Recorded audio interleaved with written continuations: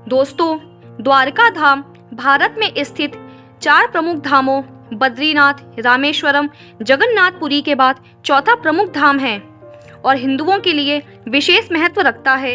हिंदुओं द्वारा यह माना जाता है कि यह नगर भगवान श्री कृष्ण ने बसाया था। श्री कृष्ण की नगरी द्वारिका महाभारत युद्ध के 36 वर्ष पश्चात समुद्र में डूब जाती है। द्वारिका के समुद्र में डूबने से पूर्व श्री कृष्ण सहित सारे यदुवंशी भी मारे जाते हैं। समस्त यदुवंशियों के मारे जाने और द्वारिका के समुद्र में विलीन होने के पीछे मुख्य रूप से 2 घटनाएं जिम्मेदार हैं। एक माता गांधारी द्वारा श्री कृष्ण को दिया गया श्राप और दूसरा ऋषियों द्वारा श्री कृष्ण पुत्र सांब को दिया गया श्राप। तो आइए इस घटना पर विस्तार से जानते हैं। कृपया वीडियो के अंत तक बने रहिए।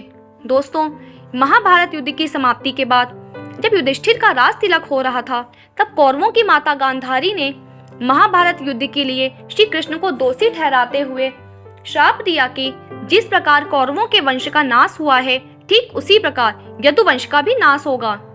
महाभारत युद्ध के पश्चात जब 36वां वर्ष आरंभ हुआ तो तरह तरह के अपशकुन होने लगे। एक दिन महर्षि विश्वामित्र, कण्व, देवर्षि नारद आदि द्वारिका आए। वहां यादव कुल के कुछ नवयुवकों ने उनके साथ परिहास मजाक करने का सोचा। वे श्री कृष्ण के पुत्र सांब को स्त्री वेश में ऋषियों के पास ले गए और कहा कि ये स्त्री गर्भवती है, इसके गर्भ से क्या उत्पन्न होगा। ऋषियों ने जब देखा कि ये युवक हमारा अपमान कर रहे हैं, तो क्रोधित होकर उन्होंने श्राप दिया कि श्री कृष्ण का यह पुत्र वृष्णि और अंधकवंशी पुरुषों का नाश करने के लिए एक लोहे का मूसल उत्पन्न करेगा, जिसके द्वारा तुम जैसे क्रूर और क्रोधी लोग अपने समस्त कुल का संहार करोगे। उस मूसल के प्रभाव से केवल श्री कृष्ण व बलराम ही बच पाएंगे। श्री कृष्ण को जब यह बात पता चली तो उन्होंने कहा कि यह बात अवश्य सत्य होगी। मुनियों के श्राप के प्रभाव से दूसरे दिन ही सांब ने मूसल उत्पन्न किया। जब यह बात राजा उग्रसेन को पता चली तो उन्होंने उस मूसल को चुराकर समुद्र में डलवा दिया। इसके बाद राजा उग्रसेन व श्री कृष्ण के नगर में घोषणा करवा दी कि आज से कोई भी वृष्णि व अंधकवंशी अपने घर पे मदिरा तैयार नहीं करेगा। जो भी व्यक्ति छिपकर मदिरा तैयार करेगा उसे मृत्यु दंड दिया जाएगा।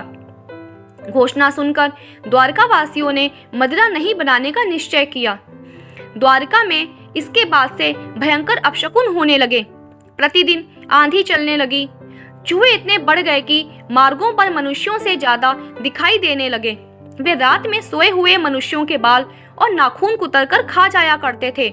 सारस उल्लुओं की और बकरे गीदड़ों की आवाज निकालने लगे। गायों के पेट से गधे, कुत्तियों के बिलाव और नेवलियों के गर्भ से चूहे पैदा होने लगे। उस समय यदुवंशियों को पाप करते शर्म नहीं आती थी। जब श्री कृष्ण ने नगर में होते इन अपशकुनों को देखा तो उन्होंने सोचा कि कौरवों की माता गांधारी का श्राप सत्य होने का समय आ गया है। इन अपशकुनों को देखकर तथा पक्ष के 13वें दिन अमावस्या का संयोग जानकर श्री कृष्ण की काल की अवस्था पर विचार करने लगे। उन्होंने देखा कि इस समय वैसा ही योग बन रहा है जैसा महाभारत के युद्ध के समय बना था। गांधारी के श्राप को सत्य करने के उद्देश्य से श्री कृष्ण ने यदुवंशियों को तीर्थ यात्रा करने की आज्ञा दी। श्री कृष्ण की आज्ञा से सभी राजवंशी समुद्र के तट पर प्रभास तीर्थ आकर निवास करने लगे। प्रभास तीर्थ में रहते हुए एक दिन जब अंधक व वृष्णिवंशी आपस में बात कर रहे थे, तभी सात्यकी ने आवेश में आकर कृतवर्मा का उपहास और अनादर कर दिया।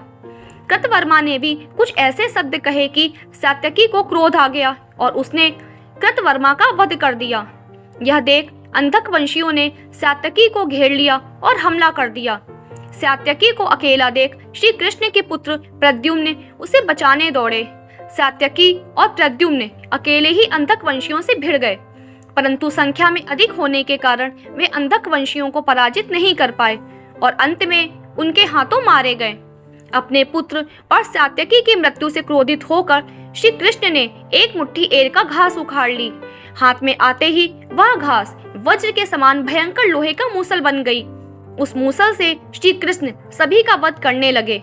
जो कोई भी वह घास उखाड़ता वह भयंकर मूसल में बदल जाती। ऐसा ऋषियों के श्राप के कारण हुआ था। उन मूसलों के एक ही प्रहार से प्राण निकल जाते थे। उस समय काल के प्रभाव से अंधक, भोज, शिनी और वृष्णि वंश के वीर मूसलों से एक दूसरे का वध करने लगे। यदुवंशी भी आपस में लड़ते हुए मरने लगे।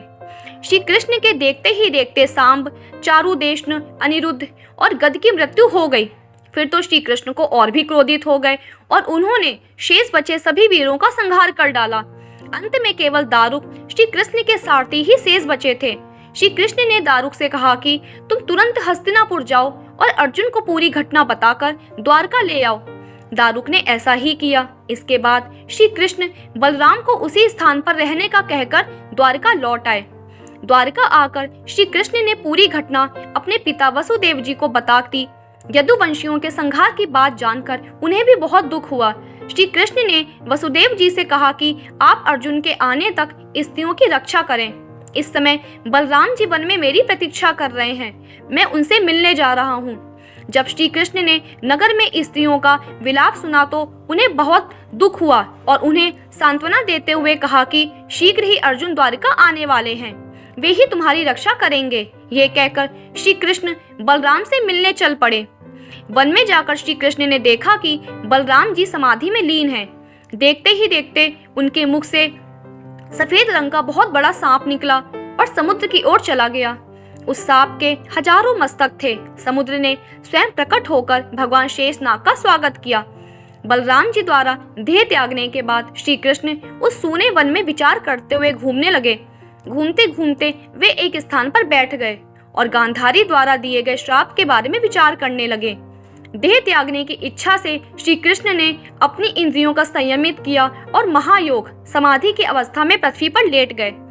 जिस समय भगवान श्री कृष्ण समाधि में लीन थे, उसी समय जरा नाम का एक शिकारी हिरणों का शिकार करने के उद्देश्य से वहां पे आ गया। उसने हिरण समझकर दूर से ही श्री कृष्ण पर बाण चला दिया। बाण चलाने के बाद जब वह अपना शिकार पकड़ने के लिए आगे बढ़ा तो योग में स्थित भगवान श्री कृष्ण को देखकर उसे अपनी भूल पर पश्चाताप हुआ। तब श्री कृष्ण ने उसे आश्वासन दिया और अपने परम धाम चले गए। अंतरिक्ष में पहुंचने पर इंद्र, अश्वनी कुमार, रुद्र, आदित्य, वसु, मुनि आदि सभी ने भगवान का स्वागत किया। इधर दारुक ने हस्तिनापुर जाकर यदुवंशियों के संहार की पूरी घटना पांडवों को बता दी। यह सुनकर पांडवों को बहुत शोक हुआ। अर्जुन तुरंत ही अपने मामा वसुदेव से मिलने के लिए द्वारिका चल दिए। अर्जुन जब द्वारिका पहुंचे तो वहां का दृश्य देखकर उन्हें बहुत शोक हुआ। श्री कृष्ण की रानियां उन्हें देखकर रोने लगी। उन्हें रोता देखकर अर्जुन भी रोने लगे और श्री कृष्ण को याद करने लगे। इसके बाद अर्जुन वसुदेव जी से मिले। अर्जुन को देखकर वसुदेव जी बिलख बिलख रोने लगे। वसुदेव जी ने अर्जुन को श्री कृष्ण का संदेश सुनाते हुए कहा कि द्वारका शीघ्र ही समुद्र में डूबने वाली है, अतः तुम सभी नगरवासियों को अपने साथ ले जाओ। वसुदेव जी की बात सुनकर अर्जुन ने दारुक से सभी मंत्रियों को बुलाने के लिए कहा। मंत्रियों के आते ही अर्जुन ने कहा कि मैं सभी नगरवासियों को यहाँ से इंद्रप्रस्थ ले जाऊंगा, क्योंकि शीघ्र ही इस नगर को समुद्र डुबा देगा। अर्जुन ने मंत्रियों से कहा कि आज से 7वें दिन सभी लोग इंद्रप्रस्थ के लिए प्रस्थान करेंगे, इसलिए आप शीघ्र ही इसके लिए तैयारियां शुरू कर दें। सभी मंत्री तुरंत अर्जुन की आज्ञा के पालन में जुट गए।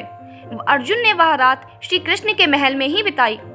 अगली सुबह श्री कृष्ण के पिता वसुदेव जी ने प्राण त्याग दिए।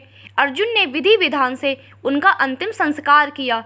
वसुदेव जी की पत्नी देवकी, भद्रा, रोहिणी व मदिरा भी चिता पर बैठकर सती हो गई। इसके बाद अर्जुन ने प्रभास तीर्थ में मारे गए समस्त यदुवंशियों का भी अंतिम संस्कार किया। 7वें दिन अर्जुन श्री कृष्ण के परिजनों तथा सभी नगरवासियों को साथ लेकर इंद्रप्रस्थ की ओर चल दिए। उन सभी के जाते ही द्वारका नगरी समुद्र में डूब गई। यह दृश्य देखकर सभी को बड़ा आश्चर्य हुआ।